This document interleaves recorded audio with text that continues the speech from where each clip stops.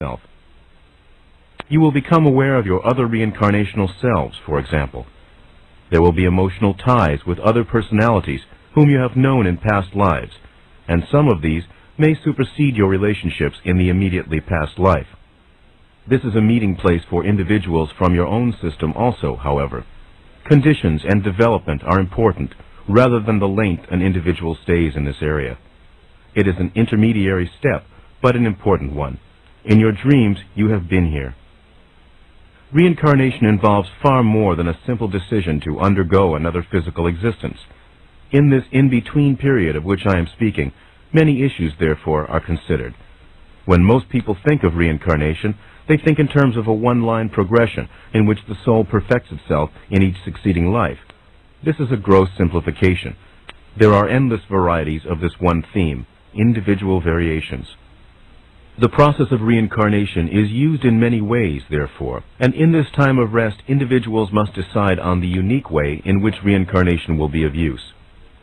Some, for example, isolate various characteristics in a given life and work on these almost exclusively, basing a given existence upon, say, one main theme. As seen from a physical viewpoint, such a personality would appear very one-sided and far from a well-developed individual.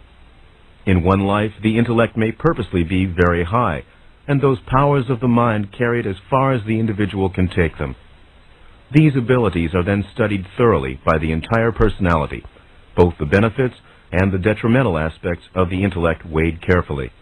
Through experience in another life, this same kind of individual might specialize in emotional development and purposely underplay intellectual abilities. Some will choose progression at an easier rate and in a more balanced manner. They will help keep all the strands of personality working at once, so to speak, and even meet again and again people they have known in other lives. They will work out problems at a rather easy rate, rather than in, say, an explosive way. They will pace themselves, as dancers do. The time of choosing is dependent upon the condition and circumstances of the individual, following transition from physical life. Some take longer than others to understand the situation. Others must be divested of many impeding ideas and symbols. The time of choosing may happen almost immediately, in your terms, or it may be put off for a much longer period while training is carried on. The main impediments standing in the way of the time of choosing are, of course, the faulty ideas harbored by any given individual. A belief in heaven or hell under certain conditions can be equally disadvantageous.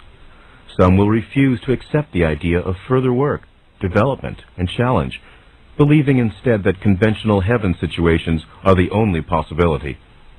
For some time they may indeed inhabit such an environment, until they learn through their own experience that existence demands development, and that such a heaven would be sterile, boring, and indeed deadly.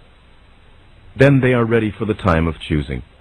Others may insist that because of their transgressions they will be cast into hell, and because of the force of such belief, they may for some time actually encounter such conditions. In either case, however, there are always teachers available. They try to get through these false beliefs. While, generally speaking, the issues just mentioned operate as impediments, there are always exceptions. A belief in heaven that is not an obsessional belief can be used as a useful framework, a basis of operation in which an individual will often accept easily the new explanations that will be offered. Even a belief in a time of judgment is a useful framework in many instances, for while there is no punishment meted out in your terms, the individual is then prepared for some kind of spiritual examination and evaluation.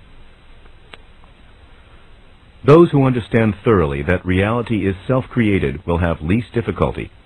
Those who have learned to understand and operate in the mechanics of the dream state will have great advantage. A belief in demons is highly disadvantageous after death, as it is during physical existence. A systematized theology of opposites is also detrimental. If you believe, for example, that all good must be balanced by evil, then you bind yourself into a system of reality that is highly limiting, and that contains within it the seeds of great torment.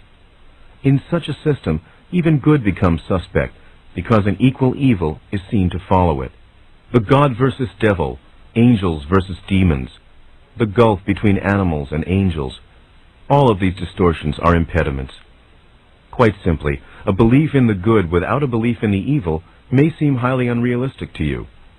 This belief, however, is the best kind of insurance that you can have, both during physical life and afterward. It may outrage your intellect, and the evidence of your physical senses may shout that it is untrue.